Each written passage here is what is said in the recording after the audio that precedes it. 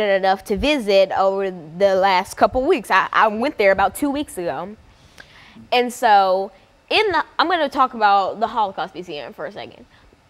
In the museum, it has a very intricate setup.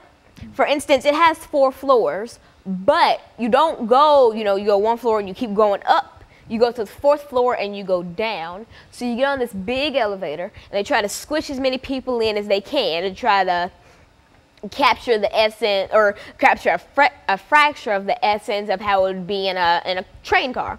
And so this video shows up on a screen in the elevator, and it talks a little about the Holocaust, but not very much because they don't want to give much away. So you ride up to the very 4th floor, and in the 4th floor, it just talks about the rise of Adolf Hitler, his childhood and, the beginning of the Holocaust. But in a different section of the 4th floor, it gets deeper into the Holocaust.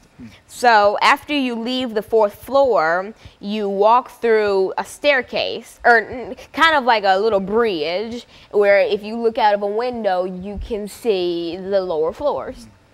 But a fun thing about it is, on the little glass panels of the museum, there are names of families that were involved in the Holocaust. So you'll see Horn and a lot of other names that were families of people who were killed in the Holocaust, and they're all etched into the glass.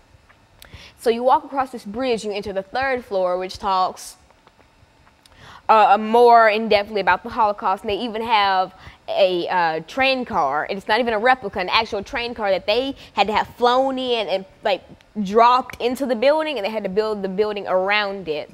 And so you can see that train car and you walk through it, where you can explore other divisions of the 3rd floor. After that, you walk down a staircase, and if you look out of a window by the staircase, it says, "Never forget, always remember."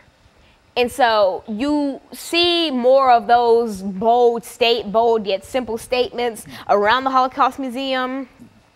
And like, for instance, outside of the Holocaust Museum, like on a door, or not on a door, but on kind of a wall, etched in, it says, "You are my witnesses." And it's a passage, it's a little scripture from, I think, Isaiah in the Bible.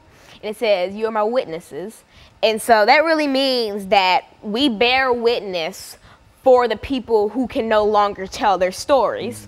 And it is our duty as people who are living after this has happened to tell our children, and for them to tell their children, so that the memory of this is never forgotten. Because there are people out there, and there are websites out there that try to chalk the Holocaust as a hoax. And you can find, and you have to be really careful where you look up information